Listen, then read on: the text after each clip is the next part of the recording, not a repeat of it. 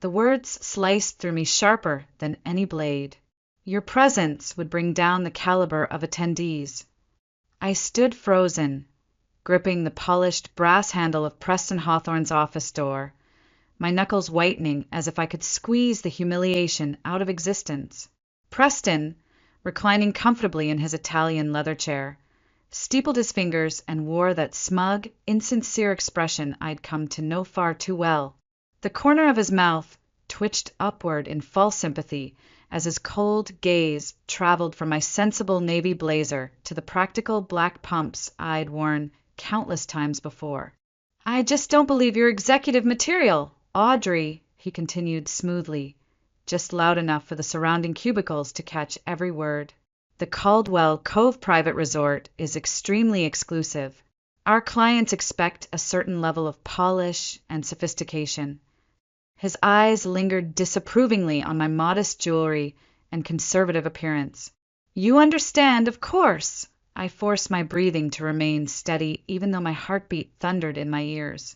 I could feel the shift in energy across the open plan office behind me. The tapping of keyboards had slowed. Conversations had abruptly stopped mid-sentence. I knew they were listening. I always knew.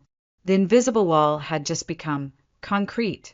I understand, I said evenly, my voice betraying none of the raw fury surging through me. I stood straighter, keeping the steel of my dignity intact. Thank you for the clarification. I walked away, back through the labyrinth of glass partitions and hushed whispers, chin held high as my father had taught me long ago. Never let them see you break. Never let them taste blood. The moment I reached my desk, my trembling fingers slowly unclenched. The soft click of my chair felt unnaturally loud in the silence that followed. I stared blankly at the open Apex Technologies project file on my screen. I had landed that account. I had delivered every milestone early. I had outperformed every single metric. And still, Preston had deemed me unworthy. The irony was suffocating. I knew that resort better than any of them could ever dream. I knew the polished teak floors, the delicate hand-woven fabrics, the private meditation pavilion that had been my own design concept during college. I had practically grown up at Caldwell Cove, folding towels beside the staff at 7 years old, learning how to set an elegant dinner table at 10, watching my father build his empire brick by brick. Yet I had chosen this.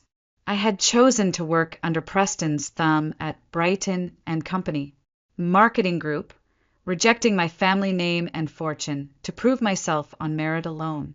And now this man, this mediocre fraud wrapped in overpriced tailoring, had told me I didn't belong at my own family's legacy.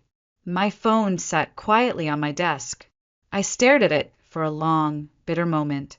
The urge to smash it into pieces was overwhelming. Instead, I reached for it with deliberate calm. My thumb hovered over the contact, labeled Simply Dad. I hadn't called him in months. I had sworn I wouldn't, but this time was different. I took a slow breath and dialed. The line rang twice. His deep, familiar voice answered casually, "Audrey."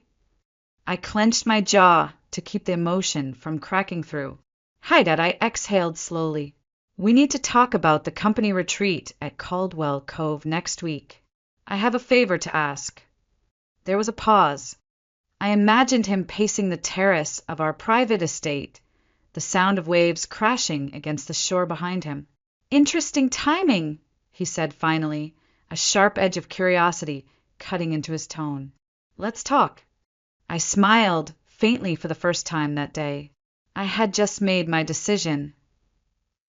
3 years earlier, when I first walked into Brighton and Company as just another applicant with an MBA and an iron determination, I had been nobody, and I wanted it that way. My father, Harrison Caldwell, had stood on the marble steps of our family estate that morning, confusion softening his usually steely expression. "You know you don't have to do this, Audrey," he had said quietly as I loaded 2 battered suitcases into my aging Honda Civic. "You have a place at Caldwell Hospitality, a vice president title tomorrow if you want it." I had smiled and shaken my head, gripping the car door. I have to know I earned it, Dad. I have to know who's real and who's not. He had nodded slowly, pride flickering behind his concern. Then go build your own path. And so I had. My apartment, a modest one-bedroom unit, tucked into the unglamorous outskirts of Newport Beach, smelled faintly of old wood and ocean air. My car had more dents than shine. My work wardrobe consisted of carefully chosen basics: tailored slacks, crisp white shirts, low-heeled pumps. No designer logos, no extravagant jewelry, just function. It wasn't hardship. It was freedom. But Preston Hawthorne hadn't seen it that way. The moment I stepped into Brighton and Company, I could feel his gaze. Calculating. Dismissive. I wasn't flashy enough. I didn't wear the right labels, didn't frequent expensive restaurants where deals were accidentally brokered over dry martinis. To Preston, I was safe to ignore, safe to exploit. The first year, I worked tirelessly, staying long past midnight, volunteering for every project no one else wanted. My reward? Being passed over for promotions I had clearly earned. Preston had a talent for subtle sabotage. My name conveniently forgotten on presentations. My strategy proposals reassigned at the last minute to junior male colleagues from his inner circle. I still remember the sting of watching Tyler and Jason deliver my fully built pitch deck to the Mitchell Sports drink team, barely even understanding the key talking points. I had sat there in the back row of the conference room, expression neutral, heart quietly fracturing. Every coincidence chipped away at my patience. Every offhand comment about my basic style or lack of executive polish was like sandpaper on raw skin. But I endured. Not for them. For me. I know who I am, I whispered to myself one night at 2 a.m., staring at my reflection in the cracked bathroom mirror of my tiny apartment. They don't get to define my worth. By the second year, I started winning clients despite Preston's best efforts to box me into low-profile accounts. The Apex Technologies campaign had been my breakthrough. I had crafted a groundbreaking digital transformation proposal, integrating predictive AI with traditional marketing models. It had impressed the client so much that they requested I personally lead the account, a first for someone at my level. Preston's reaction had been swift and predictable. "You'll need support," he had said with that fake smile of his. "I'm assigning Tyler and Jason to co-manage it. Big accounts require big teamwork." It wasn't support. It was insurance. Split the credit if it succeeded. Assign blame to me if it failed. Still, I delivered. The internal email from Margot Evans, the new VP of Client Relations, had been the first real validation I had received in months. "Can you drop by at 4? I want to discuss your thinking on Apex." Brilliant work. Emmy. For 30 golden minutes in her office, we had discussed real ideas without politics, without posturing. I had walked back to my desk that day feeling something dangerous, hope, but it hadn't lasted long. Preston noticed instantly. His eyes had narrowed as Margot praised my insights. His grip on his empire and on me had slipped ever so slightly. I had known then, even as I sat typing follow-up notes, that the backlash would be brutal. I wasn't wrong. When the company-wide email about the upcoming executive retreat at Caldwell Cove landed in my inbox 2 weeks later, my name was missing. Omitted, despite my role leading the highest profile account Brighton and company had landed that quarter. That omission had been deliberate. And now, 3 years after I first walked through those glass doors, it had all come full circle. I stared out at the late afternoon haze beyond my office window, the horizon blurring into soft gold. "Enough," I whispered. It was time to stop hiding. Time to remind Preston Hawthorne and the world exactly whose name was carved into the foundation stone of Caldwell Cove Private Resort. The apartment felt smaller than usual that night, as though the walls had shifted, closing in around me with the weight of humiliation. I kicked off my plain black pumps and let them tumble noisily to the floor. My uninspired navy blazer followed, draped unceremoniously over the back of a worn dining chair. The same chair I had bought secondhand during graduate school. I poured myself 2 fingers of the 30-year-old Macallan my father had given me last Christmas, the one luxury I allowed myself in private. The amber liquid burned smoothly down my throat, chasing away the bitter taste of Preston's words. The apartment was silent except for the distant sound of traffic and the rhythmic crash of waves from the nearby shoreline. I stared out the window toward the Pacific, a horizon I had once dreamed represented endless opportunity. Tonight it mocked me. The clock on the wall read 9:31 p.m. My phone lay untouched on the kitchen counter, screen dark.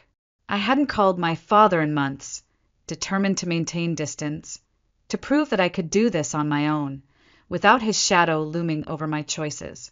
I stared at it, the internal war raging. Finally, I picked it up with deliberate calm, scrolled to the contact labeled Dad. My thumb hovered for only a moment before I pressed call. 2 rings. Audrey. His voice was warm, familiar, with that unmistakable edge of control and calculation that had built an empire from nothing. I swallowed hard. My words came out quieter than I intended. Hi, Dad. I hesitated, suddenly unsure. We need to talk about the company retreat at Caldwell Cove next week. I have a favor to ask. There was a long pause. I imagined him standing on the terrace of our family's estate, dark suit jacket over one shoulder, staring out at the same vast ocean I now faced alone. The soft crash of waves echoed faintly through the line. Interesting timing, he said at last, his tone shifting from casual to sharp. You've avoided mixing work and family for 3 years. What changed? I closed my eyes for a moment, inhaling deeply before I answered. I've tried to do this my way, on my terms. I still want that, but I've been pushed too far. Another pause. I could almost hear the gears turning in his head. I see. His voice softened slightly. What do you need? I smiled, faintly despite myself. The presidential villa, and Carlos needs to know I'm coming. But I don't want you to interfere directly. No phone calls. No warnings. Let me handle the reveal my way. There was silence again, then a deep, satisfied chuckle. The presidential villa? You always did have impeccable taste. That's a $25,000 per night booking, you know. Precisely. I heard the rustle of papers, the clicking of a keyboard on his end.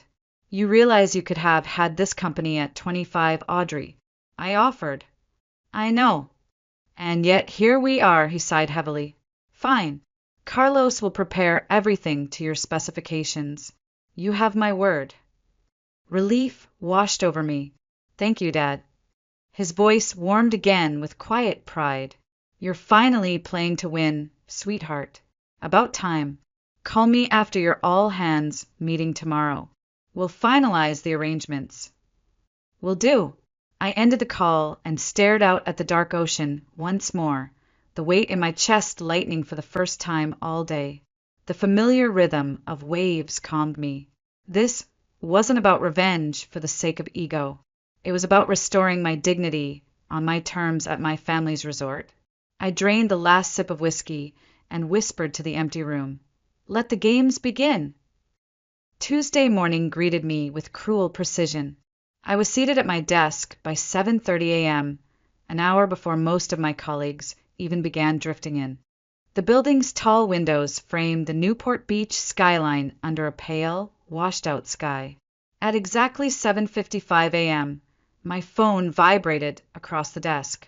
A simple text from Dad, jet-fueled and waiting. Presidential villa confirmed. Carlos sends his regards. I smiled slightly, allowing myself the smallest moment of satisfaction. But the day ahead belonged to the farce I had lived for 3 years, the carefully choreographed circus of Brighton and Company. By 9:30 a.m., the office buzzed with the usual caffeine-fueled urgency.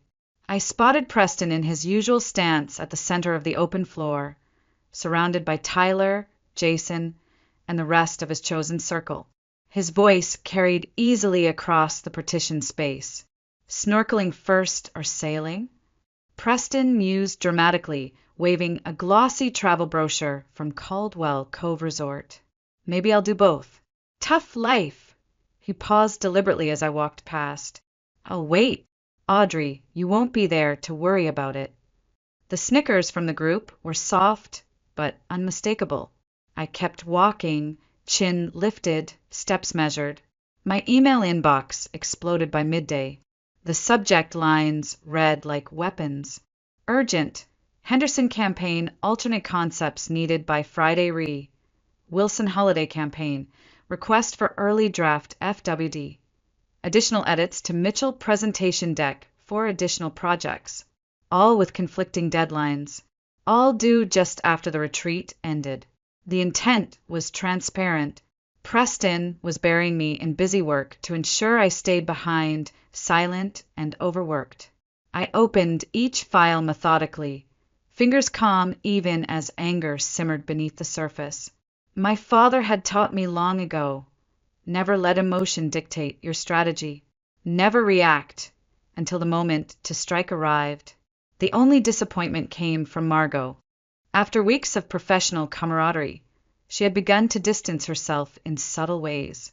I had caught her twice turning down side corridors to avoid passing me. She stopped replying directly to my emails. In meetings, she addressed her comments to others, even when responding to my suggestions. Finally, Thursday afternoon, I knocked on her office door, Apex project file in hand. Not a good time, Audrey, she said briskly without looking up from her computer screen. Send me an email. I hesitated, only briefly. I thought you wanted to be directly involved in the Apex account. She finally looked up, expression unreadable. Priorities have shifted. Preston feels the account needs more executive oversight. I absorbed the blow, quietly. The message was clear. Aligning herself with the excluded employee offered no upward benefit. Margot had chosen survival over integrity. I nodded once. I see. I walked back to my desk under the cold fluorescent lights. No one met my eyes as I passed. The invisible wall had returned, thicker than ever. I stared out the window at the slow-rolling fog over the Pacific. The pieces were all moving exactly as I had predicted. At 5:42 p.m., I received the final text I had been waiting for. Antonio, all preparations complete. Staff briefed. Looking forward to your arrival. Revenge is best served with ocean views. I allowed myself one deep breath. The trap was set. They had written the script, but I was about to change the ending. I closed my laptop, rose from my chair, and whispered to the empty office, "Tomorrow." Friday evening passed in a blur of quiet preparation. My suitcase stood by the door, not the battered black roller I normally traveled with, but a discreet, beautifully crafted leather set that had belonged to my mother. Simple, timeless, perfect. The soft chime of an encrypted email interrupted my thoughts. Attached were dozens of high-resolution photographs of the recently renovated presidential villa at Caldwell Cove, a project I had personally contributed design input to during my final year at Stanford. I stared at the images, absorbing every detail. The soaring floor-to-ceiling windows, the infinity pool melting into the ocean horizon, the signature blend of indigenous woodwork and cutting-edge architecture. Every detail had been arranged exactly as I envisioned, not for comfort, but for theater. At 6:15 a.m. on Saturday, I arrived at the private executive airstrip just outside Los Angeles. The sleek silhouette of the Caldwell jet gleamed under the early morning sun. A familiar figure waited at the bottom of the stairs. "Welcome aboard, Miss Caldwell." Diane greeted me warmly. Diane had been with our family for over 15 years. Her professional smile softened as I approached. "It's wonderful to see you again." I smiled genuinely. "Thank you, Diane. How's your daughter doing at UCLA?" Her face brightened. "Thriving. I can't believe you remembered." "Of course I did. Tell her I'm proud of her." As I settled into the wide leather seat, I felt something I hadn't known in years: anticipation without dread. For once, I wasn't shrinking to fit someone else's expectations. The 3-hour flight passed peacefully. Instead of my usual business uniform, I wore a simple white linen shift dress paired with understated gold sandals and my mother's sapphire pendant, the exact shade of Caldwell Cove's signature blue. Elegant but not flashy, unmistakably belonging. The jet touched down smoothly on the island's private landing strip at exactly 10:02 a.m. The Caribbean sun was already high, casting sharp shadows across the manicured grounds. Antonio Ramirez stood waiting at the bottom of the steps, arms crossed, wearing his customary tailored resort whites. His broad smile broke into genuine warmth as I descended.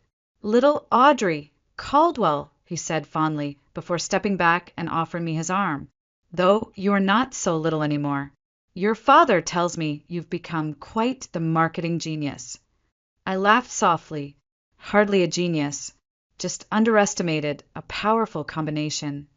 He led me toward the waiting golf cart. "Tell me exactly how you want this to unfold." I handed him a folded photo of Preston. "This man is the one to watch. I want it subtle, Antonio. No drama.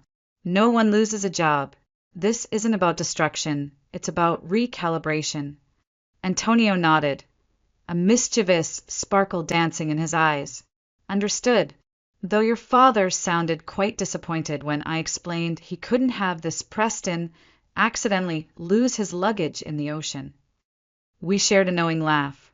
By 1:30 p.m. I was in place, concealed just behind the extravagant native floral arrangement in the grand lobby.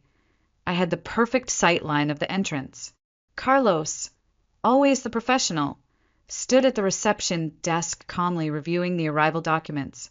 At precisely 2:07 p.m., the double-glass doors swung open. The Brighton and Company entourage streamed inside. Sun hats, sunglasses, and loud laughter filled the air as they gazed around, visibly awestruck by the soaring wooden beams and panoramic ocean views. Preston strutted forward like a man stepping onto a personal stage, expensive tropical shirt still creased from its packaging. He turned, dramatically addressing the group. "This, ladies and gentlemen, is what true luxury looks like," he announced grandly. From behind the foliage, I couldn't help but smile. Preston had no idea, but the stage was no longer his. Tomorrow would belong to me. The lobby fell into an expectant hush as Antonio stepped forward, clipboard in hand, cutting an impressive figure of calm authority. "Welcome to Caldwell Cove Private Resort," he announced warmly. "I am Antonio Ramirez, General Manager. We are delighted to have Brighton and Company Marketing Group as our guests." Preston surged ahead confidently, extending his hand. "Preston Hawthorne, President of Brighton and Company. I believe my assistant confirmed our arrangements for the executive ocean villas." Antonio accepted the handshake with polite indifference. "Indeed, Mr. Hawthorne. However, there has been a change." Preston blinked, his confident facade cracking ever so slightly. "A change?" Antonio scanned the room dramatically, eyes passing over every stunned face before resting on me. "If you'll excuse me, I must first greet our primary guest, Miss Caldwell." I stepped slowly from behind the lush floral arrangement. For a moment, no one moved. It was as if time itself held its breath. Preston's eyes widened, his jaw slackening as recognition dawned painfully. His skin drained of color, leaving him ghostly pale against his freshly tanned face. I walked forward, calm, composed, my white linen dress fluttering softly with each step.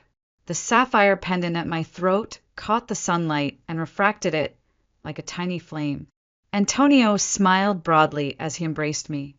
"Welcome home, Miss Caldwell. Your father called personally to ensure everything was prepared to your exact specifications." The silence that followed was absolute. The stunned expressions around the room were deliciously familiar. The same colleagues who had avoided my gaze all week now scrambled to process what they were witnessing. The woman they had dismissed as basic and unworthy was the daughter of Harrison Caldwell, the man whose name adorned every wall and whose legacy built this empire. "Thank you, Antonio," I replied, my voice clear and even. "It's wonderful to be home." Preston stumbled backward, colliding clumsily with the polished reception desk. A staff member instinctively reached out to steady him as he gripped the marble edge for balance. You're Caldwell," he whispered hoarsely. I turned to him with the faintest smile, every inch of me the poised executive he had refused to acknowledge for 3 years. "Hello, Preston." Surprise. I let the word hang in the charged air. The other Brighton team members stood frozen in disbelief, unsure whether to move, speak, or simply vanish. Antonio, consummate professional as always, continued without missing a beat. "Everyone, please follow me to the presidential villa that Miss Caldwell has graciously reserved for your company's exclusive use." Gasps rippled through the group. Murmurs erupted like a slow wave. The presidential villa. Margot finally managed to speak, her voice cracking slightly. "Yes," Antonio confirmed. "Our crown jewel, $25,000 per night. Though, of course, there is no charge for Miss Caldwell or her guests." As the team filed toward the waiting fleet of luxury golf carts, I fell into step beside Preston, who walked as if in a daze, shoulders hunched inward as though trying to make himself invisible. I lowered my voice, so only he could hear. "Don't worry, Preston. I wouldn't dream of bringing down the caliber of attendees. After all, this is what true luxury looks like." The look on his face, shock, disbelief, and finally the bitter sting of humiliation, was worth every agonizing slight I had endured. The procession out of the grand lobby felt surreal. Antonio and I walked effortlessly ahead while the Brighton team trailed behind, wide-eyed and whispering. I caught Jason tripping over his own feet, too distracted by staring at me to watch where he was walking. Tyler leaned urgently toward Margot, whispering furiously, as if trying to make sense of the impossible. Preston shuffled along behind them, breathing heavy, reduced to a shadow of the man who had once controlled my career so casually. We emerged into the golden afternoon light. The golf carts stood ready, spotless and gleaming like sentinels awaiting their riders. "Your cart is up front with me, Miss Caldwell," Antonio offered smoothly, gesturing to the lead vehicle. I slid gracefully into the passenger seat. Preston instinctively moved forward, then froze mid-step as realization hit. The invitation had not been for him. He retreated awkwardly, head bowed, as Antonio guided me forward. As the convoy wound through the manicured tropical landscape, past private groves and hidden beaches, I sat back against the cool leather seat and allowed myself the smallest smile of satisfaction. For the first time in 3 years, I was exactly where I belonged. The convoy of golf carts curved gracefully along the winding coastal road, each bend revealing glimpses of aquamarine waves crashing gently against white sand coves. I knew every palm tree, every flowering hibiscus, every carved stone that marked the path. I had helped plan this resort as a teenager. They were walking through my legacy, even if they didn't know it yet. As we approached the presidential villa, the structure emerged like a vision from a dream. Perched dramatically along the cliffside, 3 sides of the villa opened to endless ocean views. 6 separate bedroom suites, an infinity pool that spilled into the horizon, and private terraces with handcrafted furniture awaited them. The Brighton staff gasped audibly as the carts came to a halt. Phones appeared instantly to capture every perfect angle. "Welcome to your home for the next 4 days," Antonio announced proudly. The villa doors swung open to reveal the grand interior. Soaring ceilings of native wood, curated museum-quality art pieces, and expansive living areas bathed in golden sunlight. I turned to Antonio and spoke with quiet assurance. "Would you mind if I handle the room assignments?" He smiled knowingly and handed me the villa's sleek tablet. "Of course, Miss Caldwell." I tapped through the list with the deliberate calm of someone who had waited a very long time for this moment. "Let's see," I said lightly, knowing full well that every pair of eyes had shifted from the artwork to me.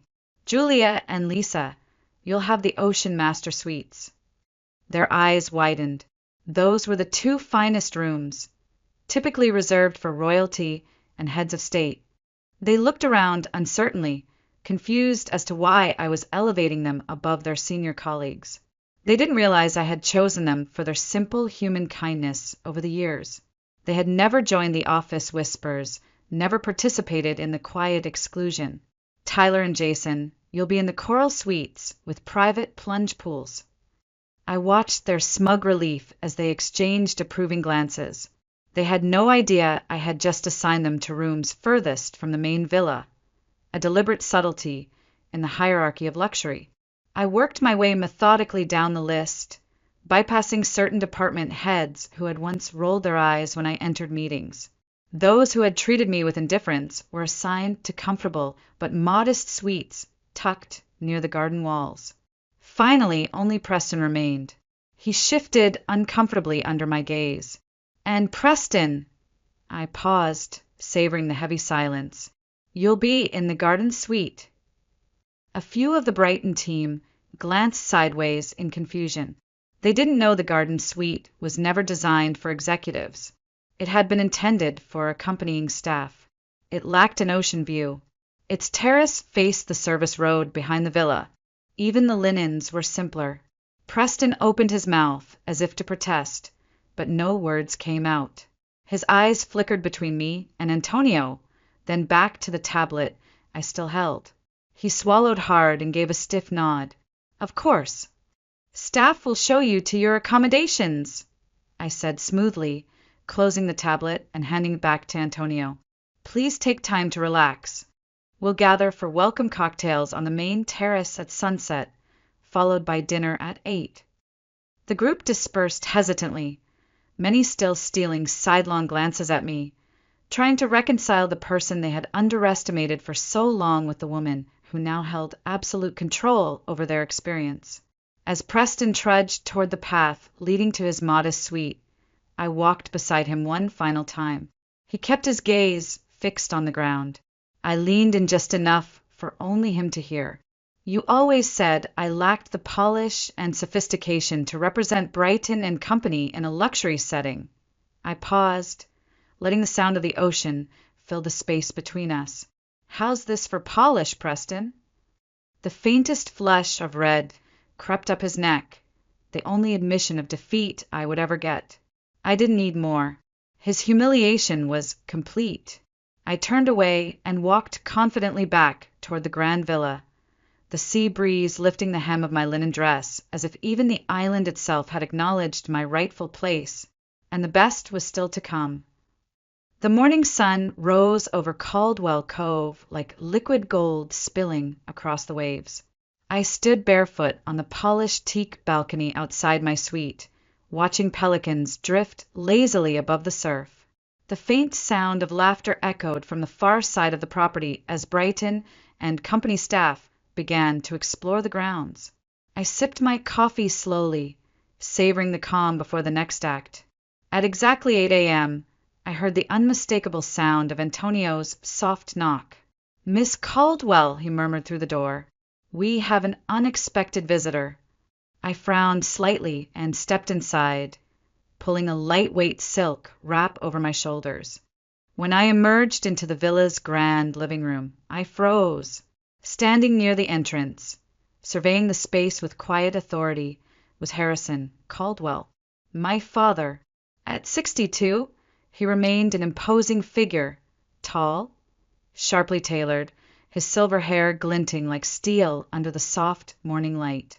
His piercing blue eyes flicked over the intricate details of the room with practiced efficiency before settling on me with a warmth reserved only for family. "Good morning, sweetheart," he greeted, pulling me into a quick but firm embrace. I know I promised to stay away, but he smiled slightly. I couldn't resist seeing how Brighton and Company is enjoying our humble accommodations. I laughed under my breath at his casual understatement. I told you I had it handled. I can see that. His eyes twinkled as they took in the luxurious surroundings. You've staged this perfectly. At that moment, voices drifted from outside. The Brighton team had gathered for the scheduled breakfast buffet on the beachside terrace. My father straightened, smoothed the lapel of his linen blazer, and gave me a sly glance. Shall we? We stepped out together onto the terrace. Conversations stopped abruptly. Forks clinked awkwardly against plates. The air changed instantly, like static before a summer storm. Recognition dawned slowly. Harrison Caldwell rarely appeared publicly, preferring anonymity behind his empire. But no photograph could fully capture the sheer command of his presence in person. I watched as colleagues stiffened visibly, their gazes darting between me and him, the realization spreading like wildfire. Preston froze mid-bite, his color draining to a sickly shade of gray. He hastily wiped his mouth, then stood clumsily, extending a hand with a forced smile. Mr. Caldwell, sir, what an unexpected pleasure! My father shook his hand briefly, his own smile thin, not quite reaching his eyes. Fascinating property you have here, Mr. Hawthorne. Preston chuckled nervously. Why, yes, it's truly spectacular. We've been extremely impressed with the attention to detail. Dad's gaze flicked to me, then back to Preston. Though I must apologize for our communication system. I was told the villa's microphones are surprisingly sensitive. Picked up some interesting conversations yesterday. Something about caliber of attendees. Preston blinked. His mouth opened and closed twice, but no sound emerged. A thin sheen of sweat began to form at his temples. I kept my expression carefully neutral, even as I fought the urge to smile. My father was bluffing. Our privacy protocols were ironclad. But Preston didn't know that, and terror flickered unmistakably behind his eyes. Dad turned away smoothly, as if bored already. Well, I'm intruding. Please enjoy your breakfast. He squeezed my shoulder affectionately as he walked back toward the villa. You're running this show, Audrey. I'm just here for the view. As I sat down at the long communal table, I could feel the shift. Where only yesterday I had been the invisible outsider, suddenly chairs were being pulled back for me. Voices softened deferentially as they addressed me directly. Even the most oblivious of my colleagues could no longer deny the truth. Preston, meanwhile, sat rigidly at the far end of the table, barely able to meet anyone's eyes, a hollow shell of the man who had once wielded absolute control. The sun climbed higher in the cloudless sky, casting shimmering reflections across the infinity pool and the glass windows behind us. And I knew, deep in my bones, that the best part of my performance was still to come. The heat of the afternoon sun softened into warm amber as I stood on the quiet stretch of private beach that curved like a crescent beneath the cliffs. Waves rolled in lazily, brushing against the pale sand and retreating with soft whispers. I waited, folder in hand. In the distance, I spotted Preston, standing stiffly at the water's edge, shoulders hunched, eyes staring blankly at the endless horizon. His entire body language screamed defeat. I approached silently, the fine sand shifting under my bare feet. Only when I stood a few feet away did he seem to register my presence. He turned slowly, face pale and drawn, lips pressed into a hard line. Beautiful view, I said softly, joining him to stare at the water. He flinched at the sound of my voice. Yes, he murmured. Beautiful. I extended the folder toward him without ceremony. I believe you should review these. Confused, he took the file and opened it hesitantly. His eyes scanned the neatly organized documentation. Emails, meeting notes, timelines, presentation decks with mysteriously missing credits. Page after page of subtle undermining, reassignments, exclusion tactics, and comments thinly veiled as professional feedback. I watched the color drain from his face with each passing page. His hands began to tremble. I could present this to the board, I said evenly, or file a formal complaint with HR. Both would be devastating for you, and frankly, completely justified. He snapped the folder shut and clutched it tightly against his chest as if it were a grenade. You're going to destroy me, he whispered, his voice raw. No, I shook my head slowly. That was never my intention.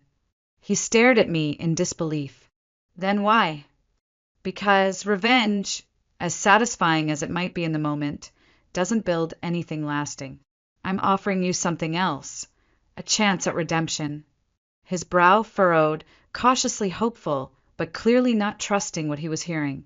What do you mean? I took a slow breath, choosing my words carefully. You will step down from Brighton and Company, quietly, voluntarily. You will recommend a full restructuring of our internal advancement policies. You will support a merit-based promotion system and participate in mandatory leadership training focused on bias and ethics. His eyes widened slightly. And if I refuse? I let the question hang ominously in the air as the breeze stirred my hair. Then the board sees the file, and you won't walk away from this with any dignity left intact. The silence stretched between us, punctuated only by the rhythmic crash of waves against the rocks. Finally, he let out a shuddering breath and nodded, shoulders sagging under the weight of resignation. Why? He asked again, softer this time. After everything I did to you, why offer me a way out? I smiled faintly, gazing out at the line where the sky kissed the sea. Because I want change, Preston. Not just for me, but for every person coming up behind me who deserves better. You've been given a second chance to be part of that change. Don't waste it. He stared at me for a long moment, the full depth of what I had said settling over him. Slowly he nodded again. I'll do it. I offered no handshake, no final word of encouragement. I simply turned and walked back along the beach, the setting sun casting long shadows behind me. Back at the villa, as twilight settled in and soft lantern light illuminated the terrace for our final evening dinner, I looked around the long table at the Brighton team. The conversations were easy, the laughter genuine. For the first time, I belonged without having to shrink myself, without hiding who I was. The true power of this moment wasn't in what I had taken from Preston. It was in what I had reclaimed for myself. The soft glow of torches cast dancing shadows across the white sand as our final dinner unfolded under the stars. Tables were set directly on the beach, linen cloths billowing gently in the breeze. Distant waves played their soothing rhythm as the moon climbed steadily above the horizon. The Brighton team had relaxed noticeably over the past days. The stiff corporate postures had softened into real conversations. Junior staff, once hesitant to speak, now shared ideas openly. Even Tyler and Jason had shown flashes of unexpected humility. I rose slowly from my seat at the head of the table. The soft murmur of conversation fell silent almost instantly. Dozens of expectant faces turned toward me. I took a long breath, my toes sinking slightly into the warm sand, and began. 3 years ago, I walked through the doors of Brighton and Company determined to prove that I could succeed based solely on my work, not my family's name. My gaze swept the crowd. I lived in a small apartment.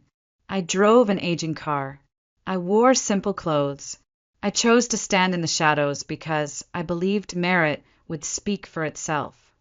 Several people shifted uncomfortably. I continued. What I learned instead is that privilege operates in subtle ways, that the game is often rigged before you ever sit at the table. I had a safety net, whether I admitted it or not, but many people never do. The table was utterly silent. Only the sound of distant waves answered me for a beat. Change starts when we stop playing by broken rules, I said quietly. Effective immediately, Brighton and Company will be implementing new policies to ensure equal opportunities for advancement. Leadership decisions will be made based on merit, not politics or favoritism. We will partner with the newly formed Caldwell Foundation for Business Equity to provide paid internships and mentorship for students who have talent but lack connections. I paused to let the words settle. Then, slowly, applause began. It started with Lisa and Julia at my right, then spread around the table like a ripple across calm water. Some faces showed genuine support. Others clapped because they knew the power dynamic had shifted. Either way, the message had been delivered. 6 months later, I sat in the same office that had once belonged to Preston Hawthorne. The nameplate on the door now read Audrey Caldwell, President and CEO. The sun streamed warmly through the tall glass windows. My office remained simple. Clean lines, no status symbols, no unnecessary extravagance. My clothes were still classic and functional, not because I had to hide anymore, but because I could now choose it as a declaration of who I was. On my desk sat a single piece of coral in a glass display case, a gift from the conservation team we had visited during the retreat. It was a quiet reminder that even fragile things could rebuild and flourish when given the chance. Beside it stood a framed photograph taken just 2 weeks earlier. Me and my father standing proudly with the first class of interns sponsored by the Caldwell Foundation. Young faces, diverse, brilliant, hungry for opportunity, smiled into the camera. The intercom on my desk buzzed gently. My assistant's voice came through. "Your father is on line 1. Something about next year's company retreat." I smiled warmly. Some things had changed dramatically, others not at all. I lifted the receiver and leaned back in my chair, staring out over the same Pacific horizon that had once mocked me and now welcomed me home. "Hi, Dad," I said softly. "I was just thinking about you."